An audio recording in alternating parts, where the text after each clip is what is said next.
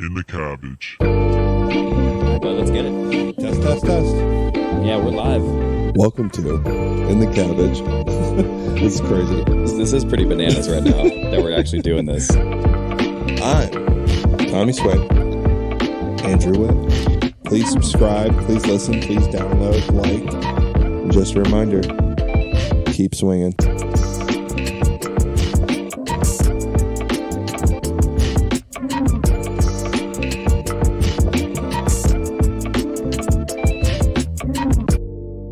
Heyo! Welcome back to In the Cabbage. I'm your boy, Tommy Swain. To my right or your left, Andrew Witt. What up, fam? One day, the video. What up, fam? And we're on the precipice right here. Wow, what a word. What a Coming out word. with straight bangers right now. I don't know where that came from. That one's straight out of the locker room. I don't know. Right. I've never used that You before. It's reached buried down in there. and you pulled that out. We're on the edge of the Masters week. Oh, And could not be any more better timed up with leading right up to the bachelor party. And my God, do we have a great episode for you all today. oh yeah. Plenty of talks of golf. So if you're not a golf fan, prepare to be one for the next hour. It's coming your way. Lots of us breaking down our weekend round, bachelor party, masters, ball, all this great stuff. We're going to just get in here with the cozy corner people, huh? And we give yourself a hell of an episode. I'm going to lead right into my weekend, buddy. Kick us off, bud. Mainly just the golf round. Today I did nothing. Clean the house, normal house. Let's get to the husband nitty gritty here. duties. Let's give the people what they want. So we played, me and Mikey went to our club in Ukaipa. Yep. Played a yellow ball tournament. Men's club. Men's club. Give us the format, what yellow club or yellow ball means. Yeah, so men's club, Ukaipa golf course in Ukaipa, city next to Redlands. Mm-hmm. I was like, oh, wait, was there a different name for the golf course? I'm like, nope. Okay, we're good. The tournament was yellow ball. So yellow ball is you and your partner choose what holes you want to play, odd or evens. And Nice. It's a two-man event. Yeah, and solid. you alternate the same golf ball throughout the whole round. Gotcha. And the golf ball is the yellow golf ball is the only one that score that counts for. Got it. If you lose the golf ball, Audi. tournament's done. Got it. And the wire you find it, tournament's done. On the other side of the fence, tournament done. The only time the tournament isn't done is if there's water in the sand bunker and you can't find it in there. Okay. So that was the only agreed upon rule. That's cool. I would do terrible in that. I average like 3-4 lost golf balls around, dude. Yeah, you have to play a bit more strategic. Of course. You Which have is fun. I love those kind of formats. It makes you change your game a little bit because you actually need to plot your way around with that yellow golf ball a little bit more. I normally, on average, I would say, since I've started picking up my golf scoring, I probably only lose a golf ball around. Yeah, that's nice. Maybe. That's next for my game for sure. That's maybe a golf ball around. Now, do I hit some out of bounds and I find it right there? For sure. But I don't lose a lot of golf balls. I was pretty nervous going to this tournament for Mikey and myself. Last year, we lost in hole 3. That's a quick trigger pull right We there. shouldn't have lost on hole 3. It should have been found, but we put one to the right of the hole. It was up on a hill, probably got stuck in a hole, and we never found it. So, unfortunate. That's another thing, too, is that you can have those tournaments and just get a bad break. You can, hit a cart path and not even hit that bad of a shot and just, skyrockets out of bounds. You're like, oh, my God. Almost happened to us on hole 1. So, even if you find it on the other side of the fence, and it's out of bounds. Out of bounds. Out of bounds. Even if you can reach over and grab it. What if it is technically a lateral hazard? What if it is a lateral red stake? Because if it's red staking, you can still play red stakes. Okay. This is a drop. Got it. It's talking about OB, water, and fence line. Yep. So me and Mikey talked about, and we didn't give a fuck about score. We didn't care if we shot 115. We just wanted to save our golf ball. So you're taking 6, 7 off the tee sometimes. Sometimes we're doing that. And that's a course to do it, too, because remind me how far it is, 61, 6,200 yards? It's 62, 63. Yeah. And off the whites, too, maybe even a it's shorter. I think 62, 63 off the whites. Okay, nice. So hole number 1, me and Mikey start strategizing. There's a hole. Are you taking odd or even? I'm going odd. Okay. Which Mikey claims are the harder holes. Okay. Here you go. Put Daddy in charge. That's fine. There's a hole there that Mike calls. It's famous called Mike's Lagoon, and he puts a golf ball in there every time we play golf. So that's an odd hole. So we had to switch that out. Oh, I see. So that's an odd hole. So I had to play that hole. Of course. I also have a huge problem with number 2 on this golf course. I have no idea why. So Mikey takes 2. Play to your strengths. Right. So we start off. Should I just give the score and then give the recap? Yeah. I want to hear what you guys shot. So I shot as a team, we shot an 88. Whoa. We saved our with golf. The yellow ball? With the yellow and you ball. saved it the whole time? The whole time. Wow. We were playing golf. Round for the boys. We were losing it. Absolutely losing it. Holy shit, that's crazy. I shot 91 because we also agreed that on odd holes that we weren't playing, we were splitting skins. So every hole that we weren't playing, we were going for birdies. That's a great move. So at the other person, we were all splitting skins. So closest to pin, if you're not playing, you're firing. Right. The other person's playing super safe. The other person's giving the other person lines. If you don't have a birdie shot, we're trying. Wow. We are playing. The team ball. and the vibes were just all at an I all-time hit high. driver off the deck on a par 5. Like we were going for it when you don't have the yellow ball, and we were drinking. So we were having a blast. Mikey shot 90. Dude, that blows my mind. Still great scores by the two of you. Right. Especially going like balls to the wall like that. You're trying to go and shoot low scores on those holes. But the fact that you guys shot better with the yellow ball, there might be something to that. That's why I think it was so cool because I think I've said it on this podcast before. Mikey has been struggling to find his swing a bit. And he ditched his driver around his 3rd or 4th hole in. Okay. And he went 5-wood. And let me tell you, that man hits the 5-wood 280. And Just thunders it down and it's there. a rocket, and it's dead straight. He also de-lofts his club so much that maybe Right. the 5-wood is kind of that sweet spot of him like launching it really Because well he also with good can spin. hit it like an iron. And he hits his irons like that. Yeah. So it legitimately it's a low bullet that's like, it's too low for a shot normally, but he hits that thing so hard.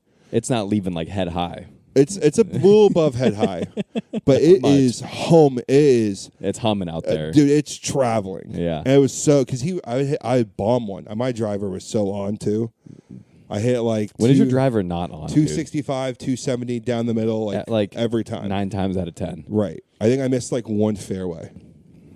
Dude, that's ridiculous. Wow, love to hear that. Okay, you can dive a little bit more into this a little bit. Hole number 1, Mikey, we start off on 18, so Mikey's got to start us off. Yeah. Dogleg right. And I'm feeling the nerves, and Mikey and me are both like, all right, here we go. Yeah. Like, we're starting. And Mikey takes a chunky 5-wood right off the rip. Okay. So he puts it like 20, 30 yards out. Okay. No big Whatever. deal. No big deal. I told him like we're safe. That's exactly You're what safe. we said. We're safe. That was the key word for the week. That was the key word for the round. Right. You can get a double bogey, triple bogey. That's fine. Keep us in play. Just keep us in the game. Right. Then he hits. Because you never know what's going to happen. I don't know how many groups there are out there, but you could easily have, let's call it 30 groups. You could easily have 20 of those groups not make it through. I think 15. There was 17 groups and 7 made it back with the ball. So just give yourself a chance. Right. So just give yourself a shot at making the tournament. So he hits. Then he's gonna cut the dog leg right, but he thunders a 7-iron out of there, hits the cart path in front of it, and the thing takes off. Oh no! And there's an out of bounds fence on the other side of this. Oh boy! It hits, just shaking in your boots. hits the tree, and like starts to trickle up the hill and stops. I see it stop before the fence line. Goodness. And me and him are like, oh boy. And now you have to play with this golf ball for the rest of the round. So it's a little scratched up. So if it gets scuffed up, you kind of just got to play with this Yeah. boy. So we find it. Mikey's and me are kind of shaking, and I'm being positive, like whatever, dude. Fuck it, it's there. Because the one thing you're doing is put in all this strategy, and the worst thing you could do is just hit it out of bounds on hole 1 or hole 2, and, Right, and do worse than you did last year. I agreed that like me and him both agreed that like if you lose the ball, no big deal. We're just gonna have fun. Of course. So he then does a hybrid punch shot, and then hits the cart path again. and sends it. You're going double scuff ball? Yeah, double scuff ball right off the rip, dude. Off the back end of it. He ends up like rescuing it for a double. Okay, no big deal. I'm like, cool, bud. If you're going double cart path and like you're knocking it and punching out double, fine. I just thought it was so funny. We almost started off by losing the ball. From the rest of the round in, we basically, when Mikey ditched his driver, I think the problem with Mikey's driver is that he puts it to center, and since he de-lofts the ball so much, he's not getting any height. He never gives him that chance to get around on the ball. I could definitely see that. And he doesn't feel comfortable putting the ball on the super front of his foot and teeing it up higher, which was my suggestion to him. I'm like, you need to put that thing on like the front of your like pinky toe on your left foot. Just because that's for like feel wise, like, you know. I mean, like basically put it there because he de-lofts that, dude. He hits it like he is like punching on it. Yeah, it's like a stinger. Almost. He is attacking down on that thing. He hammers it. Like if he gets a hold of one. You know, we're also every yardage we're doing 10 less. So if it's 120, it's 110 for him. Because even if he lands at that 110 distance, you gotta assume about 10 yards of rollout for him. That's crazy. So that really just helped him out. Just to paint you all a picture, that's how low his shots come out. They're pretty fiery. Yeah, I wouldn't say his golf swing's bad. It's just the way he impacts it's so crazy. Yeah, he compresses the fuck out of it. If he just learned how to like somewhat lessen it up and get it up in the air a bit more, he hit that thing like. I mean, he hit about as far as you would. Yeah. He impacts it so well. And he's got those long arms of his that he can really just whip on those He's got things. some gorilla arms on him. I, obviously on the holes I wasn't playing, I like doubled or tripled just because I'm firing at pins or I'm not so interested in my game as much as I'm trying to caddy for him. Sure. And vice versa. When he's playing, he's firing at pins and he's trying to like keep me in it, you know, or whatever. We went like birdie, par on at one point for us with the yellow ball. Wow. Mikey almost got a hole in one. Holy cow! With the yellow ball? Yeah, 1 foot. You guys like are just 3 inches. careering with that thing. I mean, it was unreal the amount of talent the boys were showing. From so 110 yards in, real quick, I didn't miss a green. That's a beautiful thing, dude. I'm dialing up. 63 yards on the green. Love that. 5-6 feet. I think that's just because of. Do you feel like it's the reps as well? It's the reps now, and it's also like these quarter half swings. I just feel real comfortable with. I also know the golf course super well, and the greens were punched and aerated, which was a bummer because the putting was pretty inconsistent, which I was hoping I would get better reps on because the putting has not been there. It's okay. You just worry about speed at that point, you know. And then if it goes in, it goes in. I think I 3-putted 1 putt. Mm-hmm. But yeah, man, it was super fun. Me and Mikey, I'm on. So I have the ball. Mikey's getting me a little sauced up on the course, but he likes to call himself a drink consultant. His goal in life is to keep people at that line. Yeah, the good line. Right. And he loves to like play with your line, you know what I mean? And he's like, gotta do a sip here, do a sip here. And whatever, I'm having fun with it. Normally I wouldn't have that many drinks. I think I had like 5 or 6 beers and like half a martini or something. You're getting a little sauced up for you. Usually you keep it like that 3-4 drink for the round. Yeah, maybe a double and like a beer. Mm-hmm. That's about it for me. But we were having a blast and we were keeping the vibes high. That's super cool. Mikey played out of his mind. He could have easily shot an 88. That's crazy, dude. But he like doubled the last one because he went for a hero shot. So let me ask you this. Mm-hmm. With the yellow ball, because you guys were like going back on the birdie par situation, do you think that has to do with the fact that it's just maybe more of a heightened sense of clarity of what you need to do to keep the ball in play, but more so play the right shot? Right. I think that. Do you think that maybe it resulted in a better score 100%. for the both of you? I would say that it was very clear to me, and I think to Mikey as well. He's like, "Wow, that really says something, doesn't it?" I'm like, "Yeah, that's like how I normally try to play golf now." Sure.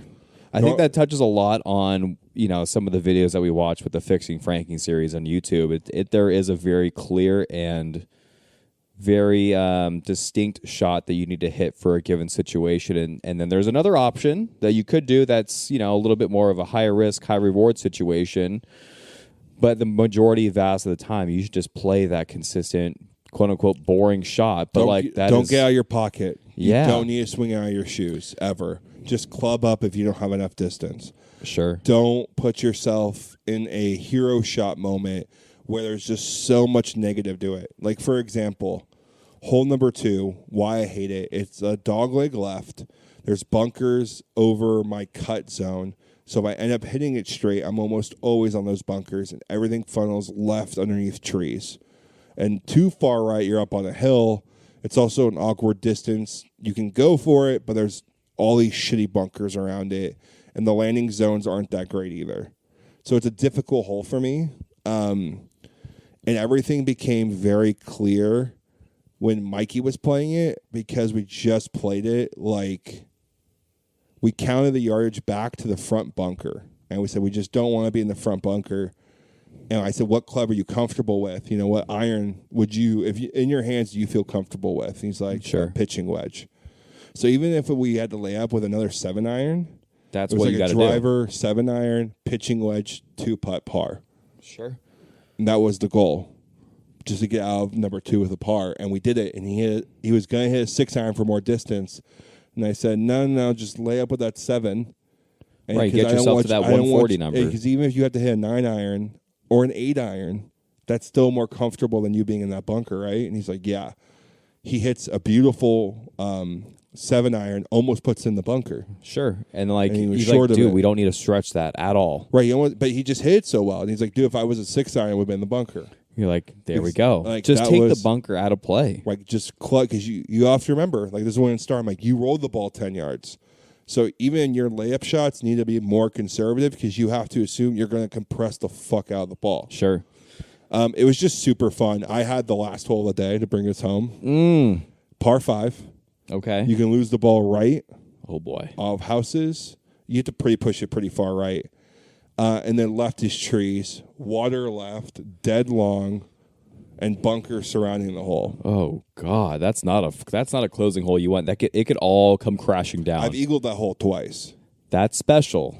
So I'm pretty comfortable with the hole. That means something there. But the only reason why I am comfortable with the hole is because if I do get a hold of it and the wind's at my back, I'm about 200 in. So I'm okay hitting 4-irons and hybrids to a pretty accurate spot. Yep. But that wasn't the goal of that. At that point, we just needed to save it. Right. So I went driver down the middle. I was a little nervous. Oof. Walked down and put it right down. Because you got woods and water left, houses right. Right. And really thin bunkers and water. It's just all bad. So 265, 270 down the middle. Love that. Then I go, okay, now we have a decision to make here. I can either hit a 5-iron to a right bunker that opens up the green full left, takes the water out left, but I can possibly slice it with a 5-iron into the houses. Okay. Because the landing zone isn't too great. Okay. And I don't want to push it closer to the water. Of so course. I have to start it like basically in the middle of the hole. And I'm even shading a bit more right. So that way I can get myself away from that water. I ultimately end up choosing like a 7 or 6-iron. Because I'm like, I don't want to hit a hybrid at all. Because I can, even if I haven't hit it. Because if it doesn't cut, then it's in the water. And then you can easily overcut it. And I'm gone. And then you're gone. Because it's par 5 again. Right. So you're just like, let me take 7, 6 I haven't hit a hybrid all day. And I'm like, I haven't hit a 4-iron all day. Haven't hit a 5-iron all day. Why try to do something new? So I grabbed a 7 or a 6. I think I grabbed a 6, put it right, shore of the bunker. So then you had like a 40, 50, 60-yard chip, basically? I had an 85-yard chip. Yeah, well, and then that's no difference. Again, it's that same scenario when you were talking Mikey out of that situation of pulling 7 instead of 6. Right. So I'm 85 yards out. Now, here's another choice. Now I can go for birdie. Mm-hmm. But the 85 yards is hard for me. It's either a soft 50 wedge or a stepped on 56. Both of those are an issue. Because a stepped on 56 could be a blade, and a soft 50 can be like a chunk left, a dippy and there's water left, long, you said, right? Water left, dead long. Mm-hmm. Like there's some woods and so what street. about, did you hit a little 75-yard shot? I just a classic 65-yard wedge. Yeah. Just put it right to like a place where I can like try 30 banging. feet. a 30-footer. Yeah. Missed Perfect. it for Tap birdie. Didn't make my par putt because I made an awful putt at it. Misread the break. It's okay, but you're alive. Tapped in bogey. We were freaking out. Just super fun. Shout out Yellow Ball. Shout out Mikey. I mean, you got done. We got second. The drink kind of. Oh, I thought that was going to be my next question. You know, Mikey got closest to pin. He won a skin. Hell yeah. He almost It's got a coming out party for Mike these days, he, dude. He won $26 on the skins, which I'll probably just let him keep it, and we won $45 each on the tourney. Love that, dude. Super cool. That was our green fee because the greens were punched was $45. Oh my god, it's $45 to play there with the when the greens are punched. Yeah. Again, what I mean, this is not the greatest of tracks, but anytime you're playing golf for $45, you're like, yes, way please. more. It's way, and when the greens are nice, it's way more. I would say it's like a $55 course. Yeah. Okay. It's nice enough, and when the greens are good, like you have fun out there. I also picked up my $250 for my hole in one. You picked up your $250. $250 for my hole. Oh, that's right. That's right. Right. So you had to throw that in there too. I got my $250 from the club, so that was cool. I'm interested to hear. It's kind of perfect timing too. Going right into the bachelor. I know. Weekend, I was like, dude. let me get that $200 real quick. I get paid Friday when we're out there, so I got a little extra money Friday night. Love that, dude. Friday and Saturday. Yeah, man. Let me hear about your round today. You went and played a little Dove Canyon with Chris and Cam and John. Yeah. Shout out little John Lindahl here. Got to play with our little audio editor live time, man. It was good stuff. I haven't seen the man in a while. I haven't seen Cam in a bit. Played golf with him a couple times. And then shout out Chris for getting us out there at Dove Canyon. Just, what a track. I know how you feel about the course. You know how I feel about the course. It's special. It might be one of the best courses in Orange County. The price. I haven't played Pelican, but Pelican's like $400 to play. Monarch's like $300. I mean, what else are you gonna get? It's designed by Jack Nicklaus. It's a sick course. We played it for $75.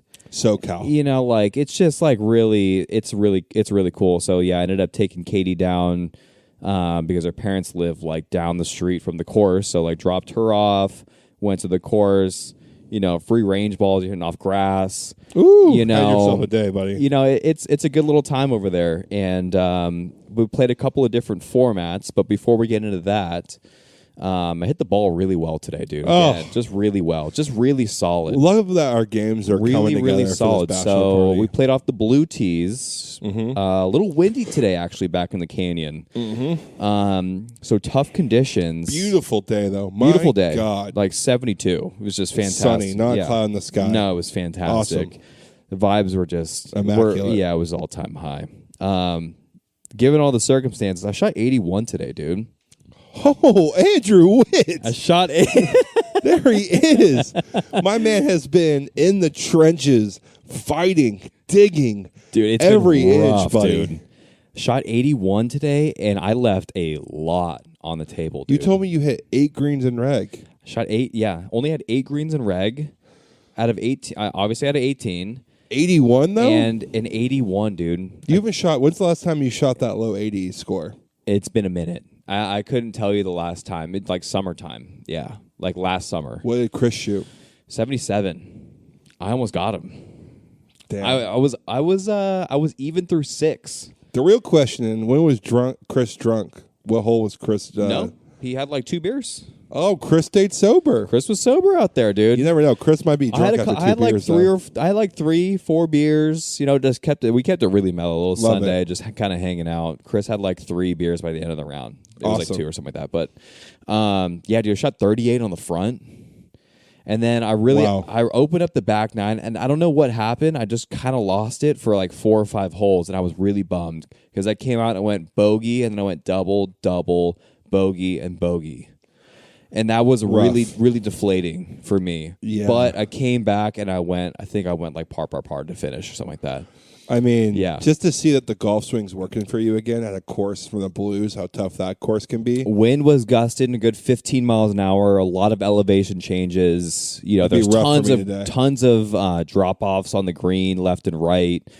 Yeah, I hit 6 greens in reg on the front, 2 greens in reg on the back. And I lost. It was bad. I 3-putted twice. One I had no business 2-putting. It was like a 50 footer like up the hill. It was really tough, and I left it at like 7 feet and then missed that 7-footer. Right. No big deal. It was a bummer. I had 3 putted like from 25 feet. I like blew it past like 3.5, 4 feet, and then pulled my next putt. And I was pissed about it. So definitely shouldn't have done that. But that's 2 shots right there. Lost a ball with a 6-iron because it hit a cart path and just ricocheted out of bounds. That was a bummer. Bad shot by me. I towed it again, but I can't have that. And then I lost like 2 drivers off the tee, and I skied 3 drivers today. So like if we're looking at all of those shots, I'm not saying like all the 3 drivers shots that were skied. I lost one of those, but the other 2 were in play. Right. But I lost like 150 yards. So now I'm taking like, hybrid into the green. Which and is I think a lot for you. It's a lot compared to like taking 9-iron or pitching wedge or wedge. Which is like where you live. Exactly. Right. So, and I, of course, my miss was long today. Again, into the wind. I don't know how it happens, but I always manage to hit the ball long. I needed my caddy there today. I needed you there today. Because if you were to help me out with a couple of club selections, I'm living today like at a 76. It's really simple because you look at me and you go, what am I doing wrong? I'm like, you missed everything long. Every single club. Just double club down. I take 7-iron, like from 200 to the middle of the green, and I blast it out of the rough long on hole 1. It just comes out screaming, and I hit it past, dude, the bunker in the back, hit it over the back bunker from 200 out. I'm like, with a 7-iron? With a 7-iron, dude. You hit the ball ungodly far. It was downwind, and it was blowing a little bit, but I'm like, but ungodly 200 to the middle? Yeah. Maybe the painters aren't working or something, because that's ridiculous. Dude, it was insane. So, like, that was a little bit of a bummer, but, like, but that was I was chipping for eagle at that point, so, like, it was no big deal. Another one that went long was, like, into the wind, a little bit downhill. It was like the bunker in the back where, like, you get that weird, it's on like hole 7, I believe it is. You get the weird like drop off area to the left. But I hit an 8-iron when I should have grabbed 9 because I was like 170 away from the pin. I'm like, ooh, into the wind. It's probably playing like 180 and just flew the green back of the bunker. I'm in jail. Maybe also the wind was above you guys and wasn't into you as much. Yeah. I did try to play like a little like smooth and like knockdown 8, but just flushed it just straight in the back bunker. I'm like, that's so bad when you, it's so demoralizing. Also, like a good feeling for a miss is when you like flush one. Like I picked a chip super clean. I hit it like 10 yards over the green. Yeah. And Mike and me were bummed, but he was like, dude, but you picked that so well. And I'm like, right. Yeah, like that's... You can't get that mad at it. You can't get that mad at it. Right. That's like, that's my thought behind it. Right. And it was, man, that's awesome. So what formats did you guys play? And then one more was like a 9-iron that I missed. I was in the rough again. I think maybe I got to judge the flyers because the flyers go extra far for me. I think I need to adjust better with that. Yeah, maybe because you just hit the ball far. That's really important to you. Like I feel like if I hit a flyer out of it, I don't doesn't really affect far. And so maybe it's like 5 or 10 more yards. It's like a 15-yard difference for me. Yeah. It's missing the green. For sure. Like I flew I was 165 to the pin, howling wind at this point now, and I take 9-iron, and I flew at 175 into the wind. I'm like, what is going on, dude? It was 175 to the back, and I just cleared the whole damn thing, and it's like right on line. And I hit a hybrid just straight out of bounds. Like that was another miss. Just like not even a shot at it. Yeah.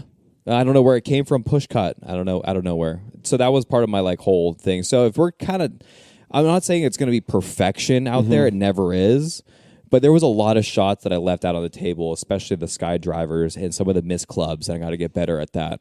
It's just exciting to hear you shoot low 80s again. It was fun. Because it's been a battle. It definitely has been a bit of a battle. But I'm staring at like 76 in the face on that course.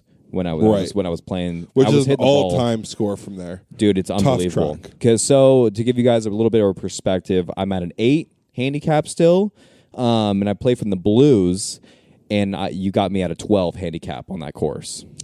Damn. Yeah. So I shot technically 2 under today, and I lost all those golf balls, and I just I think I really hope the ball striking continues. Shout out that little video, Lamar Crossfield, that we were discussing last pod. Yeah. It's kind of clicking. So, anyways, enough about me. It was fun. It was I like where my game's at heading into the Bachelor weekend. We played a new format this time along with Wolf. So we played Wolf, and that was going on. We were throwing in some cash. Love that. That was $10. Your boy cleaned up there. Come on now. Come on, baby. So got some cash there. I think I had like 9 points, dude, at the end. Yeah. We must have played Wolf wrong when I played my brother and Timmy, because I mollywhopped him by like 30. I don't know how if you go the way we played is if you go solo. So actually, let's give a quick little rundown here for guys that have not played Wolf. Wolf is a really fun game. You can play it with 3 people or 4. Right. We always had 4 today. So you pick the order. You know, it's player 1, 2, 3, 4. We're just going to keep it as numbers. I feel like that'll be easier that way. The player 1 is Wolf. He tees off on number 1. Then it goes 2, 3, 4. The guy that's Wolf gets to pick and choose their partner. But after player 2 hits, you know, and then player 3 hits, you can't pick player 2 anymore. So you have to decide what your partner is based off of their current shot. You can't see everyone then pick the favorite. Right. And you can either go lone wolf, correct? Exactly. Where there's double points. Exactly. And lone wolf, if you're a lone wolf and you win, that's 3. Right. If you push, it's nothing. Uh-huh. But we played it as if you lose, then everyone gets 1 and you go 1 negative. So that's how we did it. No one actually goes lone wolf unless it's like a par 3 and like they're on the green putting for birdie. You know? Right. I went lone wolf almost every time and I won. That's crazy. When I'm playing with Cam and Chris, and then John's like hitting the ball much, much better now, and he's like pretty solid. He was at a 20 today. Wow, You know, so he's stroking on a lot of holes. So, you know, you put the guy in a situation, he's getting double. He's getting bogey, obviously. Bogey, par, you know, like it's almost every hole he's getting a stroke. So, question. He's if always you in it. go team and your team wins, how many points? just 1. So 3, 1, -1 are the scoring options. Exactly. Cool. Yeah. Awesome. So you won that. That's beautiful. Won that. That was great. John was second with like 6, I believe. Awesome. Like that. What did Chris get last? Yeah, I think he was bringing up the rear. Maybe. I don't know. See money. Chris and Cam were just scrapping over there. See money. Chris played well. He shot 77. I don't know what Cam shot, but Cam actually had like new clubs, new woods, new everything. You know, I'm like, okay, that's tough to come out here and like you don't know how There's far. something about new clubs where you just takes like an absurd amount of time to like get used to. I feel like I'm now finally getting to know my clubs, and it's been like 3 years. It's like ridiculous. I really know my clubs now. And it makes it. How good are pro golfers where every year they go brand new set and they're fine? Yeah, I don't know. Well, they're always playing like blades to cavity bats, I guess. Right. But like, yeah, it's crazy.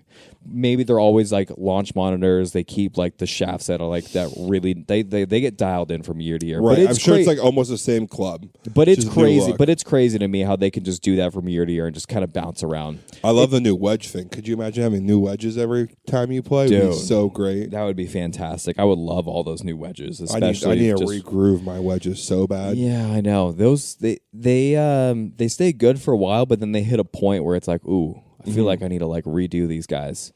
But so what was the other game you guys played? The other format was really fun, actually. He brought out Masters, it was called. Oh, I haven't played that. And I've never played it either, and it was fantastic. I loved it.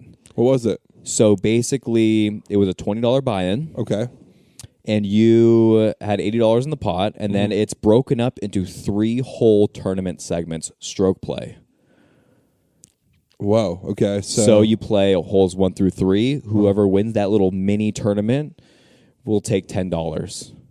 Holes 4 through 6. Whoever plays the lowest, takes the next $10. And you do that all the way until the last 3 holes, and that is called the Masters. And at that point, the pot's now worth $30 because there's 5 little mini tournaments. And the only way to play in the Masters is you need to win one of those 5 little mini games.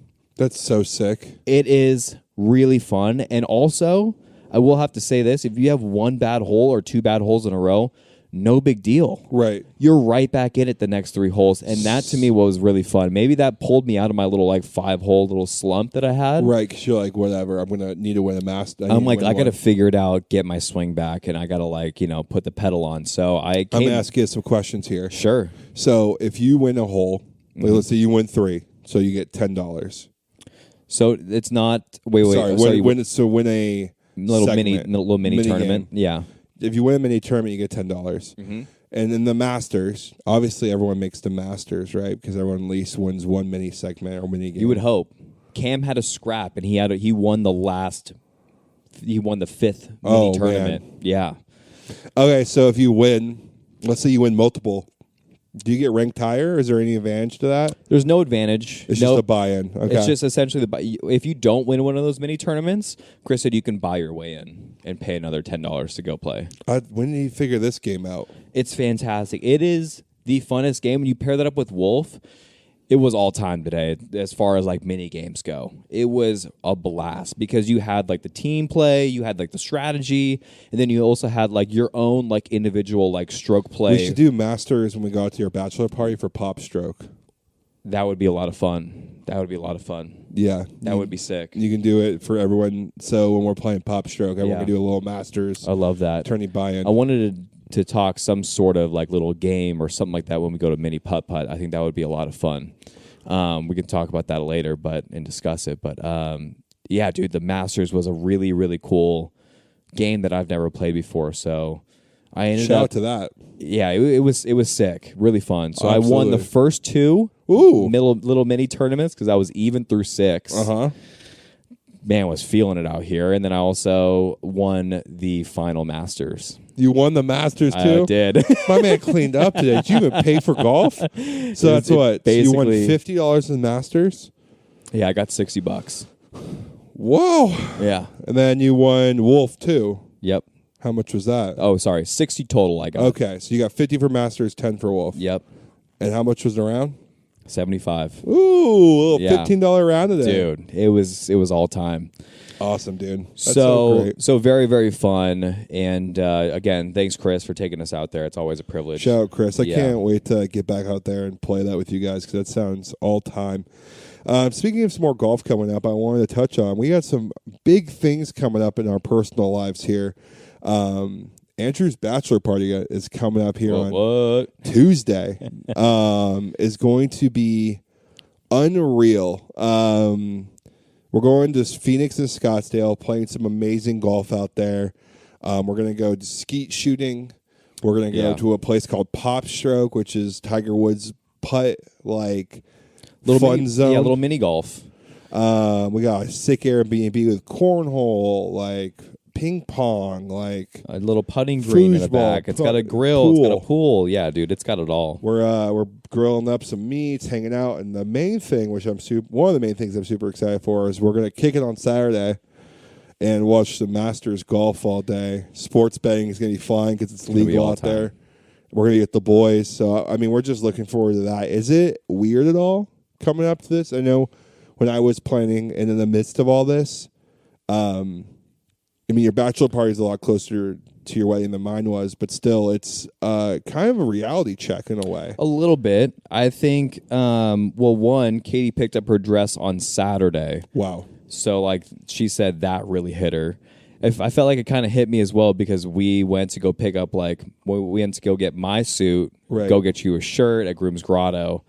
I feel like it kind of hit me there, too.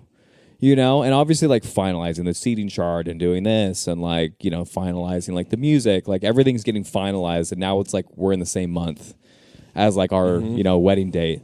And now that she had her bachelorette, and then my bachelor party is coming up, like, this week. It's all, yes, it is all clicking in, but it's not anything that's, again, for me, I don't know, maybe it has, I'm very much, like, a very last second, like, stressor, if there is a person that's kind of, like, if I were to explain myself. I don't really get wound up about a situation. Until it's happening. Exactly, until it's, like, right then and there. Which is great. It's just me. That's what anxiety happens from, is future tripping. So, like, you don't really have a lot of anxiety about certain things because you're not future tripping a lot. Gotcha. Which is, like, the worry of if this happens or if something goes wrong, where you're kind of just like, now I'm in the moment and now I'm nervous. Yeah, dude, it's really fucking exciting. It's really, really exciting to be out in this bachelor party with you. I'm really excited not to be the one getting married. I'm so excited just to go have a weekend and drink and just go celebrate with my buddy and not have to worry about like talking to 1,000 people. And we're keeping it real tight knit, dude. It's gonna be a good little like 7 crew that's going. But no, to go back on your point about feeling a little bit of stress, I do feel a little bit of the stress because of the magnitude of which a wedding brings. Right. And you kind of know that feeling too. It's like the amount of people. So it's much bigger than it should ever be. Yeah. That's a good way of putting it, because it shouldn't be that stressful, but because I feel like maybe it's all riding on like not just Katie and I, but like, immediate family to like put on and host a bunch of people. And that's a little stressful because you want it to go as perfect as possible. Obviously it's not going to be perfect. You got to plan for something to pop up, but I think it's that added pressure of having to like host and having to like make everything like as perfect as possible, because you only get one shot at this thing. Yeah, and it's sad that there's that much pressure on like women as well. It's some women, it's like the biggest event they're gonna have. Like luckily, for me, like Madison like was very excited and very wanting to do all that stuff. I wouldn't say it was like her like some girls like dream of this. Like, I'm sure she did, but this wasn't like her, like, wasn't a bridezilla. It wasn't her end all be all. I would be tough for me if it was, because it would just add so much more pressure. Sure. It just, there's just way too much pressure on all of it. It is weird. For something as simple as like, yeah, I love you, you love me, cool, we're together forever now. I think it's because because there's money involved and there's a lot of people and like there's a lot of moving parts. But at the very, very basis of it, I think that's a good shout out and something that we've like held on to. And I feel like, for couples going through this, maybe is just being like, yeah, it's just about our love. Like, and that's it. And like, whatever comes of it, whatever people think about it, it's just, we're doing it our way. We want to do it this way. And then let's hope that we have the support to do it that way. So I think that's a good way to hang your hat on that, because it's easy to lose sight of that, because there is so much that's going on with the food, with the flowers, with the music, with the seating chart, with, it's just like cards, and like there's so many little things that you can like get super stressed out about. Yeah, it's so easy. It's so easy to lose sight of what the purpose of this could be. And also, Mass and I are like, I'm personally, for whatever reason, really uncomfortable with like showing affection in a loving way to my like wife in public settings. Sure. And people are like banking on that. There's people who go there and like, oh, look how much they love each other and touch, and they can't keep a hit, and they look kissy. At the first dance, right? And, like and it's just not me. I don't know. Yeah. We don't do PDA. We don't like goo goo gaga talk each other in public. Yeah, there's a lot of X factors, and like and it added a lot of stress for me, because I'm like, well, why does people think I'm not?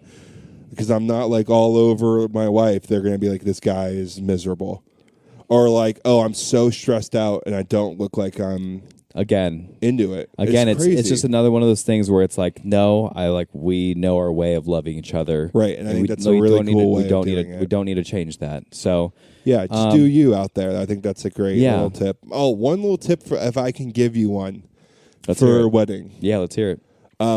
Someone told Madison and I, and we implemented it. After you say your I do's and you walk down the aisle, is there a room where you both get ready at, or where she gets ready at? Like after the wedding or before the wedding, sorry, like a bridal suite. She's got a bridal suite. Okay.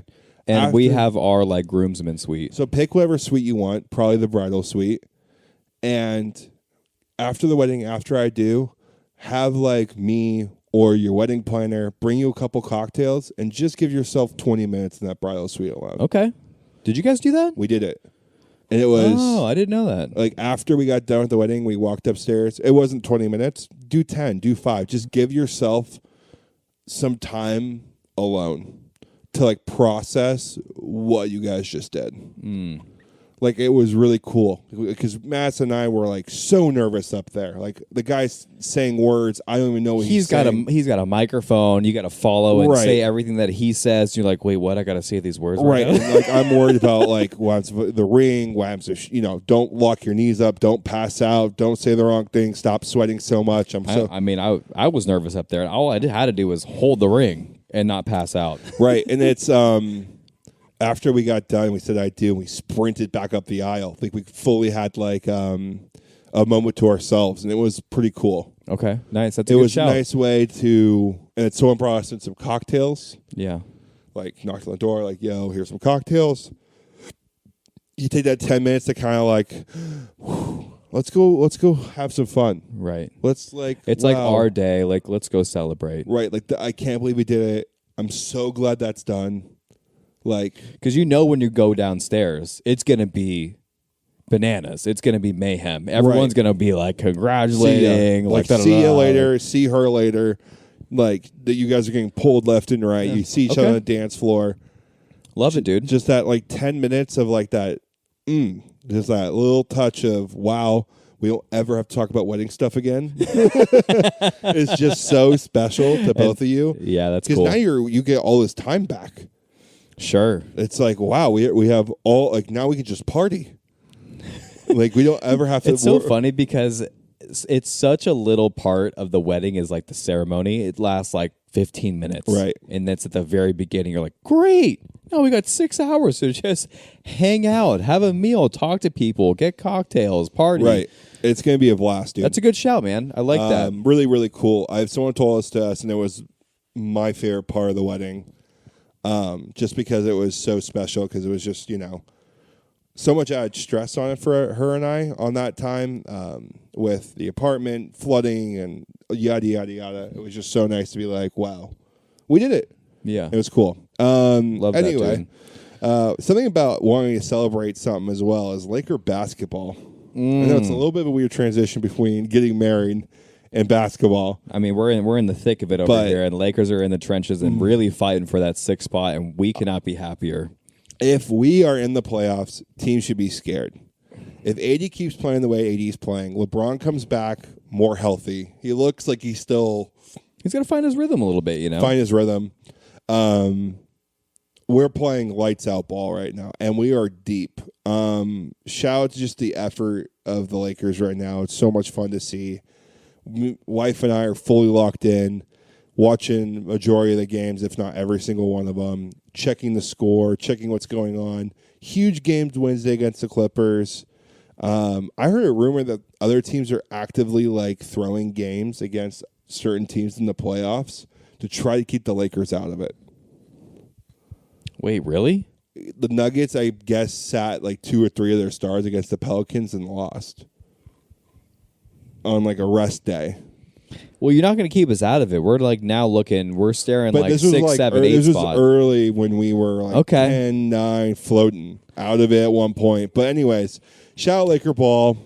People should be scared of us. We're deep. We got a lot of dogs. We got some shooters. A lot of heart right now. Yeah, we do. Some defense. And you don't want to see LeBron in the playoffs. No, he turns into a different beast. You really don't want to see LeBron in the playoffs, and you really don't want to see an AD that's like motivated.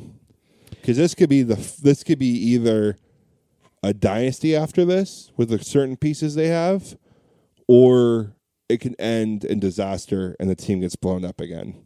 Potentially. That's a very real possibility of everyone leaving besides AD. I think AD is probably going to be a Laker for the rest of his life, unless he decides not to or we trade him. I think this is a big, big, big push for the Lakers here. I think they need to make the playoffs. They need to get themselves back into that place again. Do they play? I should have looked at the schedule. Do they play tomorrow, Monday? I don't think they play tomorrow. It would actually make sense if they play tomorrow because then they get Tuesday off, Wednesday game. Okay. So they probably play tomorrow night. I know Wednesday's the Clippers. And let me tell you, I couldn't be more excited for that game. That's going to be great. We're going to be finishing up. I can't wait to play Russ, give them the L. Hopefully they take another loss, and we put them into the play-in, and we take their spot. Oof. Oh. You know that game's going to get rowdy, too, because Chris is a big-time Clippers fan, and we're going to be coming fresh off of 36 on Wednesday. Oh. Prime to watch that game. Chris is a Clippers fan is just so sad to me. I don't understand it. Well, he doesn't win. So. He just doesn't. I just don't understand how you guys, the Clippers, can talk shit when you guys can't win a Western Conference championship game. They can't even get past the Western Conference Finals.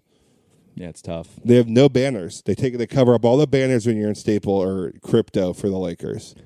I'm so excited they're going to go get their own stadium so they can fill it full of nothing. It's just a giant L.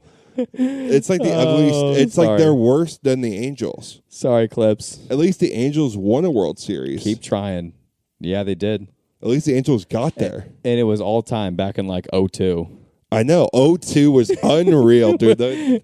Orange County was buzzing in 2002. Yeah, it was. I remember just losing my mind. We actually just watched the highlights at my new job recently of the 2002 World Series.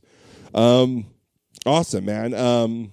So we'll keep you guys updated there because we're really excited about the team. We hope we go far. We hope we make the playoffs and make a little late push. Especially like our basketball highlights about playoff basketball will be unreal. Yeah. Let's touch on a little bit about the Masters, buddy, and we'll go into our sports betting and then our three worst here.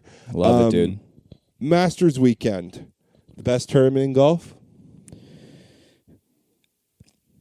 It's such a hard, loaded question. Yes. I could say yes. I would say it carries the most weight.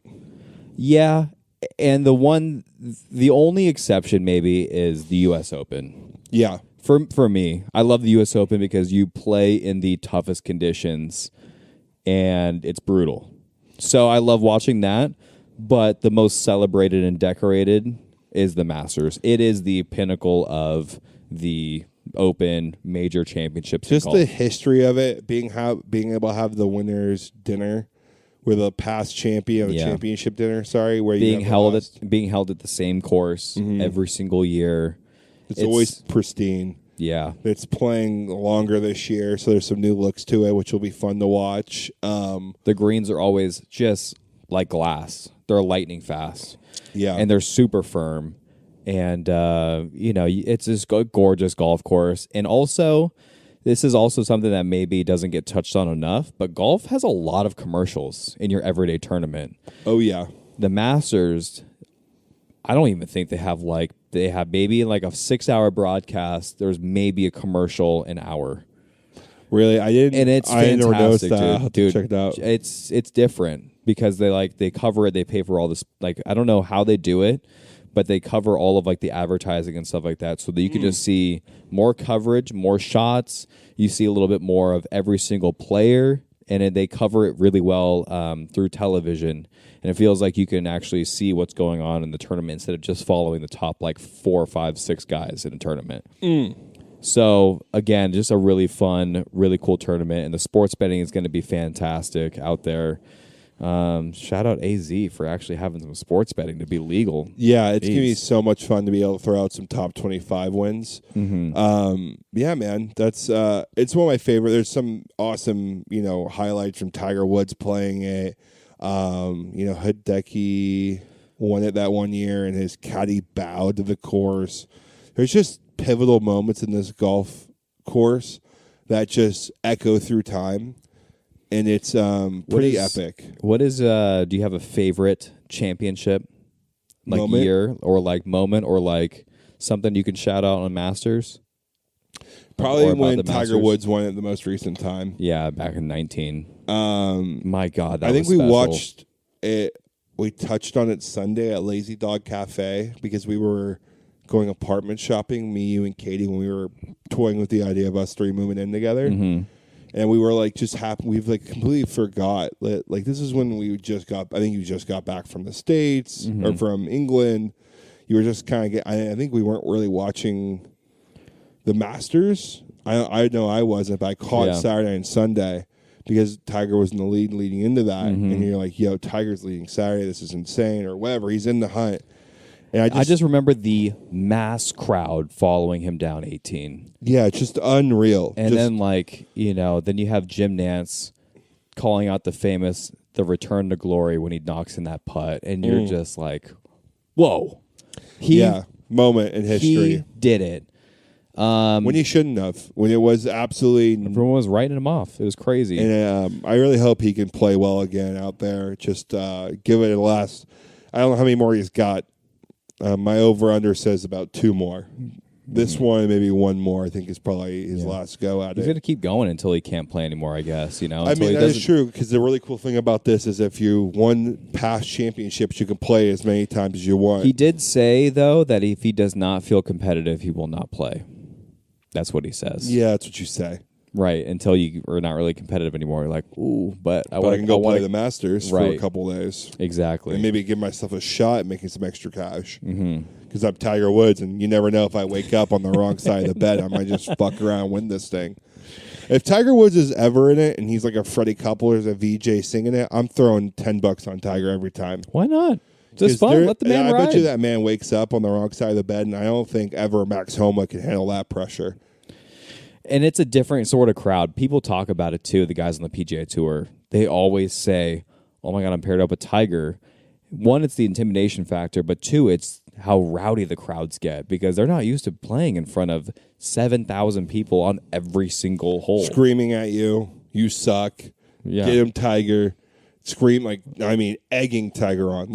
Tiger is riding that wind. It's unreal. Unreal stuff here, buddy. Let's give the people a little taste on our betting choices this weekend and round out with the 3 wists here. Why don't you give everybody an update on how we're looking? So I ended up going little first pick because I am coming off a little bit of like a soft W from the WGC. Yeah. And, starting off here, you guys know the drill. Top 15. 16 through 40, rest of the field. I had first pick here, and I ended up grabbing the guy that should not be overlooked, and it's Scotty Scheffler. Yeah, just rattle off your other your 3. I think Scotty Scheffler is... The man's coming off of a dominant win last year, and his game this year looks just as tidy. Yeah, I love that word, tidy, for him. It's real tidy. Yeah, I really am bummed he picked Scotty because that probably was my pick. It's just too good. I would have, Rory was great as well, but I just don't think Rory has it right now. It's a bummer. Actually, though, when he was driving it really well at the WGC, that was really reassuring to me. The putting shout out Rory. Yeah, he did put that new putter in the bag. So hopefully he finds it. Hopefully Rory, I would love to see a Rory win. Don't get me wrong. If he completes the career Grand Slam, that would make it. That would make his career because there's only been a handful of golfers that have done it. That would be really special. So I would love to see him win. But for me, I just think the overwhelming favorite right here is Scotty Scheffler. And then I move over to a guy that you actually had last week, or sorry, a couple weeks ago, coming off a win. And it's Sam Burns.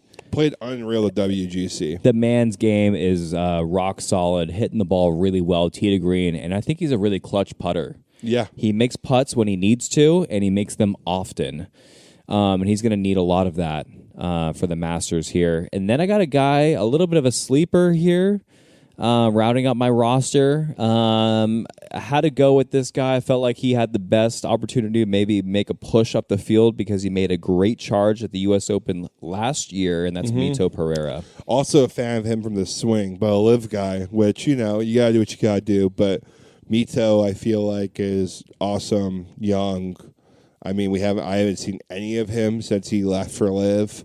So hopefully he comes back and does well for you. Love your top 3, buddy. I think your top 2 picks are unreal. When we get down to that bottom half of that third, you might as well just close your eyes and pick a number. Sure. Because it's so hard to figure out what you think. And you also have an honorable mention, which is new we're doing. This is fun. We decided because it's the Masters, we're going to throw in a little bit of a curveball here, and we're going to grab one of the seniors that are coming back and playing in the tournament. The way we're scoring that, if the senior makes the cut, everyone just moves up a spot. Right. which so is really cool. If your senior makes the cut and Sam Burns is in 10th, he's now in 9th. Sky is in 4th. He's now in 3rd. Mm-hmm. And I snagged VJ Singh for that little that, dude. for that honorary mention. He could come out and really do. He could make a cut. He could still play, dude. Right. So you just have to hope that some other people blow it, which you got Mickelson out there. Who knows? You know, he blows it all the time. That guy bugs me. Did you hear his comment about the Masters recently? No. What is he saying about the Masters? So they asked him, you know, is there any pressure coming back to the Masters after you have been there in a couple of years, yada, yada, yada. He's like, no, not really. Just when you play and live, it just holds no weight anymore. Because liver just, holds more weight. Oh, my God. Are you kidding me? Yeah. Phil, dude. Just blindly following Liv because they're paying him a bag. Phil might as well just gotten his history book, Phil Mickelson, maybe one of the most beloved golfers in the PGA Tour history. Go ahead and grab that history book of Phil and throw it right in the fire. That man blew his career up. If you want to go back and look at the first time that Phil won the Masters, I've never seen the white man jump higher in my entire life. I didn't even see that. I have to watch that. That's his logo. Oh, his really? Logo now. Yes, it's his logo. I'm pretty sure. I didn't know that. It's sad because he won that. I forget what it was he won. It was not the PGA Tour Championship, or it was the Open at Ocean Course. Oh, you're talking recently when he won at 50? Yeah. Oh, shoot. Was it the U.S. Open? Is that or the PGA Championship? Let's call it the U.S. Open. Okay. At the Ocean Course. Okay. Sounds like you got a good finger on it. So I don't. We're just gonna call it that way. Okay. When he did that, I thought, there it is, dude. There's your stamp. You're in the history books for all time. You can be as quirky and as weird as you look now. Dude looks weird. Dude looks like he takes ungodly amount of money and just looks like he's so unhappy. Doesn't look healthy in the face. Yeah. The Manuka honey he drinks isn't helping with his coffee. The dude needs to figure it out because you burned your history book, and now you'll go down as the guy that nobody likes, and that's awful. It's not worth money. Tell me how you really feel about Phil. Damn. I just I don't understand. No, I don't know what he's doing either. I mean, it's very clear that he just is really reaching for something and is following money just so blindly. That's what it comes off. At what point do you say, I'm good? At what point do you say, I already got? He probably doesn't have that much money anymore because he loses it all. He just gambles it all away, I guess. But I don't know, dude. Okay, well, we're getting sidetracked. Anyway, so my top three. So let me hear yours, dude. My top three. I went number one. A man who hasn't been playing well recently, but top 2-3 golfer in the world when he's playing decently is Rahm. Wait, Rahm. Haven't gotten Rahm all year. I don't think any of us have. Nope, we haven't. Neither of us. We've both left Scotty and Rahm off the table, but I do think that this is something that we need to grab the best golfer for this situation. Yeah, we definitely need to. I wrote down my second man. I don't remember who I picked. Yeah, you grab a little Fitz. You grab a little Fitzy boy. Yeah, Matt Fitzpatrick. I wrote it down, but obviously by chicken scratch looks like an A. So I wrote Alt and not Matt. Matt Fitzpatrick. I just saw a picture of his green book my brother sent me. Yeah, dude's a nerd. And if someone comes out and is nerding out like that, I always love their chances. So hopefully he can put it together. I think we've touched on it before, but he records. Yeah. Every single shot he's ever hit in his entire life from the age of 12, I believe. Yeah, he's an absolute nerd, and I love that. So hopefully he puts it together this weekend. And a man who can just come out there and do great. I don't expect him to win it, but hopefully make a cut is Gary Woodland for me. Mm-hmm. Love me some Gary Woodland. Always cheer for him when I see him playing well. My honorable mention, a guy who my dad's favorite golfer is. One of the smoothest swings in the PGA Tour history. I don't think Couples. I don't think a soul on earth dislikes Fred Couples. Dude, Fred Couples is all time my dad's favorite golfer. I was like, why do you like Fred Couples so much? And you watch his golf swing, and that thing is a butter. It's still butter. You know, he led the tour average and driving distance for a couple of years with that swing. That's so unreal. Yeah. And when you swing Hits that it well, it's just ridiculous. He hits it a mile when he was back in the day when he was like swinging it, dude. So cool. Love that pick. Love dude. our list. Love Hopefully. and also I think it's really cool the mentoring that happens. It's like it's the tradition, it's the masters, like the dinner and the mentoring. I think it's just really cool. Love everything it stands for. Love the TV time. Yeah, Can't wait to break it down a bit more. We might throw a bonus episode, a little inside baseball here when we get out there after our rounds to recap them, let everyone know how we're doing. Be soon to tune into that. Hopefully uploaded Friday or Saturday. This episode should be out Thursday, but we're going to get into our 3 worst here. Yeah, and in honor of the get Masters, right into it. And the honor of the Masters, they're famous for a pimento cheese sandwich. We're doing the 3 worst sandwiches, which is hard because I like sandwiches about as much as I like donuts. There's not much in between for me that I don't like with sandwiches, but I found some ones here I absolutely hate. Why don't you lead us off here, buddy? I'm in the same boat as you, dude.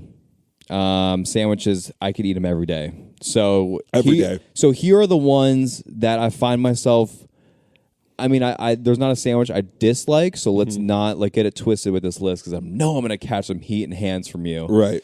So here's number 3, and I will have to say it's a staple for just about everyone, but it's not something I'm going to often. But we'll go to it.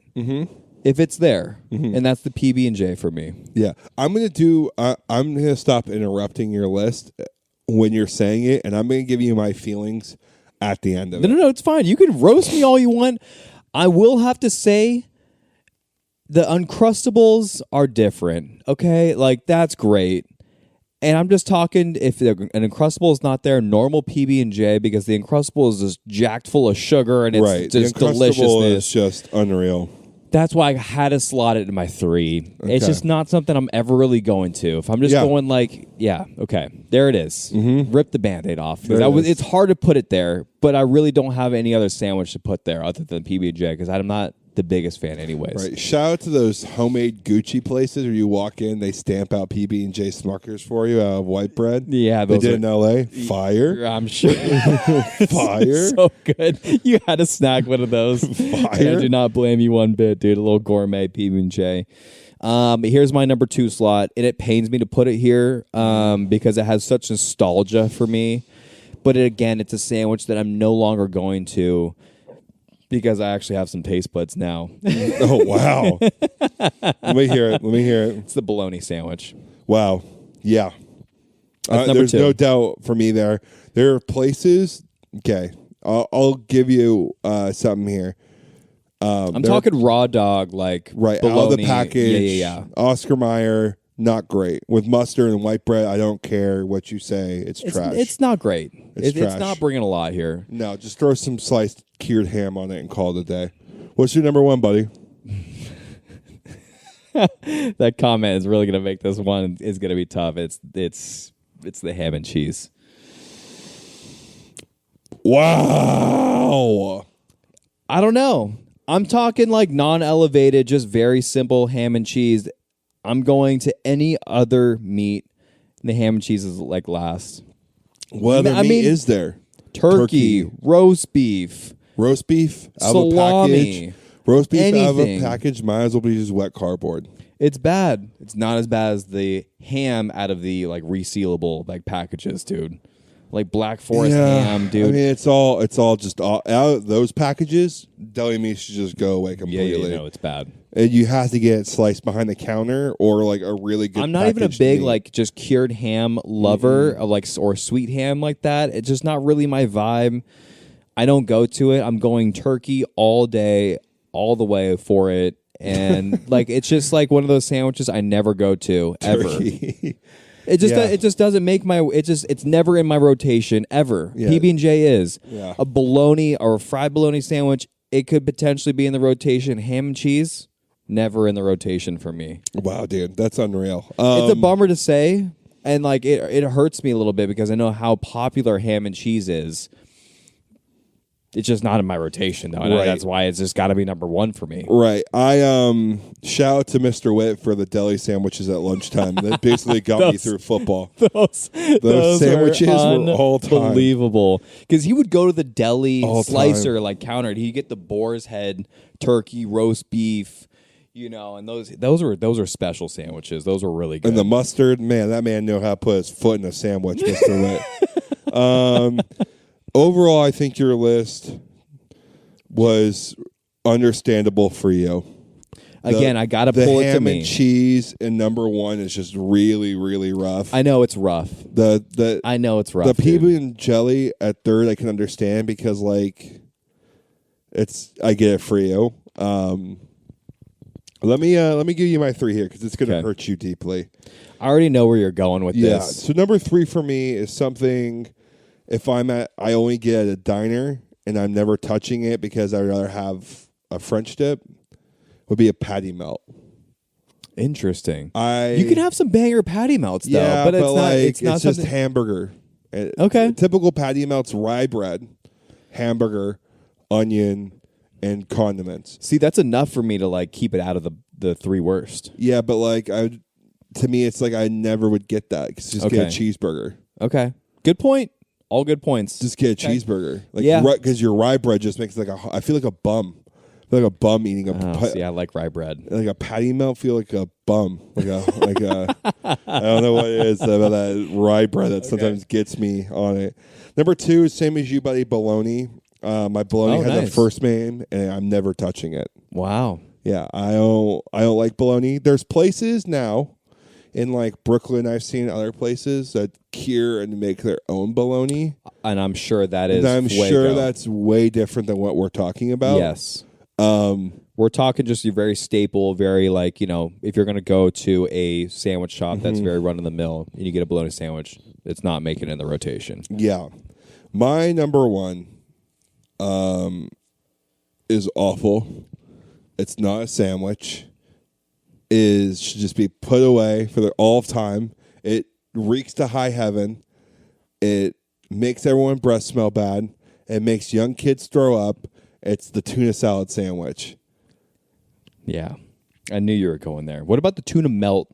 Tuna melt, tuna salad, anything tuna in it, and between two slices of bread. We know where you stand with the Get it out of here. We know where you stand with the fish. Get it out of here. The fish flavor, dude. And a tuna sandwich. I can have a tuna sandwich every single day. Awful. Every single day. Because it's never good special. tuna. It's out of the can. You throw mayo in it, and you somehow call that a sandwich. It's fantastic. It's awful. It's my niche right there. It reeks to all hell. If you bring a tuna salad sandwich into the workplace, there's a special place in hell for you. I don't. It's the same people who put fish in a microwave in a workplace. Some things you can't do. Don't bring a tuna salad sandwich on an airplane, and if you can't travel with your sandwich, it's not a sandwich. I'm also going to lump in all salad sandwiches. I'm talking egg salad as well as up there. I was about to say, where the hell is the egg salad sandwich? Get it up there as well. I didn't want to go. I didn't want to go tuna melt, egg salad, tuna salad sandwich. So I lumped them all together. Anything tuna and anything salad up there for sandwiches with me. And that's all I got to say about that. Yeah. I knew where that list was going. That's the logical pick for the vast majority of people. I'm just a sick, twisted human that's got supposedly developed taste buds that I'm claiming. Right. And I love the egg salad sandwich, and I love a tuna salad sandwich. Me and Timmy, fun story here. We were, for whatever reason, my mom decided to make egg salad sandwiches, which was awful choice by her. And you're like, what, Mom, you never cook. You don't also cook. Going to do the egg salad sandwich. And I don't eat eggs, and Timmy doesn't eat eggs, and they are hyped. My mom's boyfriend and her are hyped on these egg salad sandwiches they made for us. We're sitting outdoors. It's going to be a nice day. Me and Timmy are excited to hang out, and we sit down to egg salad sandwiches, and you might as well have thought a bomb went off in our house. I'm refusing to eat it. And somehow they break me down, and I start to try it, and I get through a half a sandwich. Timmy is refusing to touch it. And they are getting angrier and angrier at him. So he finally takes a bite and he yaks all over the table. Oh my God. So they learned real quick the Swain brothers do not mess around when it comes to no and food, because we'll either poop ourselves or we'll throw up. Those are the two options you're going to get with us. Yeah, and it's not exaggerating. No. You can tough through just about anything, but some tough food, rough food like that, it's not your jam. You can't No, it's do not it. my jam. I will have to say the egg salad sandwich, shout out Mama Wit, you make a hell of an egg salad sandwich. And especially when they're like wrapped in like the plastic wrap and they're like half cold, like in the white squishy bread. It's just, I don't All know, time. dude. It's, for me, it's all time. You know, my mom makes a hell of, right? Like, so amazing. Every time she makes it, I'm super excited. It's homemade mac and cheese. Ooh. She does a really great homemade mac and cheese. Shout out Vicky. So had to get it out there. You know, the cooking back in the day was touch and go. Now, I would say she's really solid in the kitchen. There you go. Which is super exciting. It's always fun to go cook with her. She made her homemade bread for us one time. Homemade Fire. bread? Fire. Wow. She's whipping like a little country loaf from Vicky out there. Oh, look at her stepping up to the big leagues over here. It's always fun to see her cook now. Anyways, buddy, hell of an episode. You're going to be hearing us a lot more this week. Hopefully another episode coming up. You know, all our shouts out to John, Madison, Jake for helping us out, cover our audio, and Madison with media and all that good stuff. Give them a follow, guys. Please. You know where to find them. It's in the description now. We figured it all out. It's in there. You don't have any excuses. Remember, we're on Podbean, our website, In the Cabbage. In the Cabbage on YouTube, Spotify, iTunes. Look us up. We're there. You got anything for the people, buddy? No, dude, you covered it, man. I'm just really excited to get out there for the bachelor party, play some golf with the boys. Oh, yeah. Hang out with all the dudes, go clay shooting, and just, have a great weekend here. And you're going to be hearing from us real shortly here. We're going to do a quick little recap. Oh, yeah. Of our golf. All right. Well, you know who we are. We're In the Cabbage. And just a reminder, keep swinging.